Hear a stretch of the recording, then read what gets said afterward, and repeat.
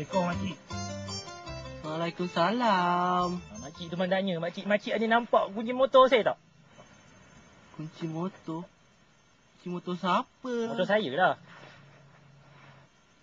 Hilang kat mana? Hilang dekat sini lah agaknya, makcik. Makcik ada nampak ke?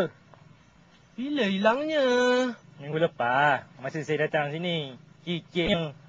Makcik ada nampak ke? Macam mana boleh hilang?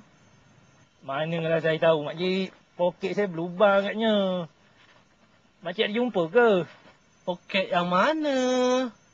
Poket baju ke poket seluar? Poket seluar, makcik. Seluar ke baju ke sama, dah tercicir. Makcik nampak ke tidak? Poket belah kiri ke belah kanan?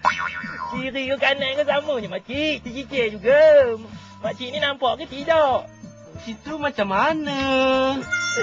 Kunci dah satu je, makcik. Satu je. Kunci motor, kunci ni lock, makcik. Macam mana poket seluar boleh berlubang? Dah berlubang je koyak. Makcik manalah tahu bila masa je berlubang. Makcik nampak ke tak nampak? Poket yang mana? Poket belah kiri ke belah kanan yang berlubang? Kiri ke kanan ke sama je. Dah cicir. Poket seluar ke, poket kiri ke, saku ke, kocek ke sama.